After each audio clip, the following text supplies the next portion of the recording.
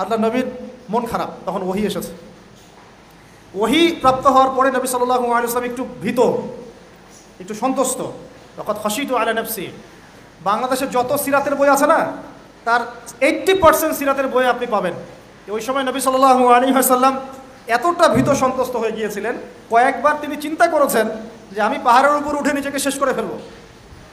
এটা নিয়ে তো বিশাল ইস্যু সৃষ্টি করে ফেলছে বাংলাদেশে। হ্যাঁ, আর রাহিকুল মাকতুম বলেন, আর যে কোনো বড় বড় সিরাতের গ্রন্থ বলেন, এটা যদি লিখা না থাকছে আমি বক্তব্য দেওয়া ছেড়ে দেব। বাসায় গিয়ে দেখেন, চেক করে, রাইটাররা লিখেছেন। এটা আমাদের কথা না। কয়েকবার তিনি পাহাড়ের উপর উঠে চিন্তা করেছেন যে আমি যা দেখলাম, ফেরেশতা এসেছে, আমাকে জড়িয়ে ধরেছে, আমাকে বলছে পড়ুন, আসলে ব্যাপারটা কি, আমি কি মানে সঠিক আছি না ভুল হচ্ছে। মানসিক একটা পেরেশানির মধ্যে তিনি ছিলেন। তখন কয়েকবার নিজেকে শেষ করে ফেলার চেষ্টাও করেছেন। আস্তাগফিরুল্লাহ, নাউযুবিল্লাহ, লা হাওলা ওয়ালা কুওয়াতা। সম্মানিত ভাই বোনেরা, আপনারা এই সালাফি বক্তার কুফুরি বক্তব্য দেখে অত্যন্ত মর্মাহত হয়েছেন, আপনাদের হৃদয়ে রক্তক্ষরণ হচ্ছে। এই সালাফি বক্তা কিভাবে প্রাণাধিক প্রিয় নবী সাল্লাল্লাহু আলাইহি ওয়াসাল্লামের শানে এরকম বেয়াদবি করতে পেরেছে? আমাদের প্রাণাধিক প্রিয় নবী সাল্লাল্লাহু আলাইহি সাল্লাম ইমানের মূল, সৃষ্টির মূল, স্বয়ং আল্লাহ তাআলার সরাসরি জাতে পাকে নূর, দৃশ্য অদৃশ্য সর্বতথ্যের মূল কেন্দ্র, এ বিশ্বের সকল গুণ জ্ঞানের উৎস। আমাদের প্রাণাধিক প্রিয় নবী সাল্লাল্লাহু আলাইহি সাল্লাম আল্লাহ তাআলার মাগফিরাত, আল্লাহ তাআলার রহমতের কেন্দ্র। আমাদের প্রাণাধিক প্রিয় নবী সাল্লাল্লাহু আলাইহি সাল্লামকে যে ভালোবাসে, সে স্বয়ং আল্লাহ তাআলাকে ভালোবাসে।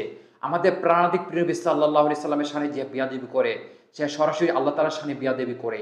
এই সালাফি বক্তা প্রাণাধিক প্রিয় নবী সাল্লাল্লাহু আলাইহি সাল্লামের শানে বিয়াদবি করে, সে আল্লাহ তাআলার দুশমনে পরিণত হয়েছে। সে কিভাবে প্রাণাধিক প্রিয় নবী সাল্লাল্লাহু আলাইহি সাল্লামের শানে বিয়াদবি করতে পেরেছে? সে বলেছে প্রাণাধিক প্রিয় নবী সাল্লাল্লাহু আলাইহি সাল্লাম নাকি কয়েকবার পাহাড়ে উঠে নিজেকে শেষ করতে চেয়েছে। আস্তাগফিরুল্লাহ, নাউযুবিল্লাহ। তাই আসুন আমরা ইমানের আন্দোলন, বিশ্ব সুন্নি আন্দোলন গড়ে তুলি। সৈয়দ আল্লামা ইমাম মাহদী আলাইহির রাহমার দিক নির্দেশনায় আমরা ইমানের আন্দোলন গড়ে তুলতে হবে। আমরা এসব বাতিল ফেরকা থেকে ইমান বাঁচাতে হবে, সবার ইমান রক্ষা করতে হবে। ওয়াবি, সালাফি, খারেজি, কাদিয়ানি, শিয়া ইত্যাদি বাতিল ফেরকা ইমান ধ্বংসের গিন্ডফাত। সেই সাথে বস্তুবাদ থেকেও আমাদেরকে মুক্ত থাকতে হবে। আমরা সকল ইমানদাররা মিলে যদি আমরা ইমানি আন্দোলন, বিশ্ব সুন্নি আন্দোলন গড়ে তুলতে পারি সৈয়দ আল্লামা ইমাম মাহদী রাহমার দিক নির্দেশনায়, তাহলে সারা পৃথিবীতে ইমানের বিপ্লব হবে, ইমানের আন্দোলন গড়ে উঠবে। সবাইকে ধন্যবাদ। আসসালামু আলাইকুম ওয়া রাহমাতুল্লাহি ওয়া বারাকাতুহু।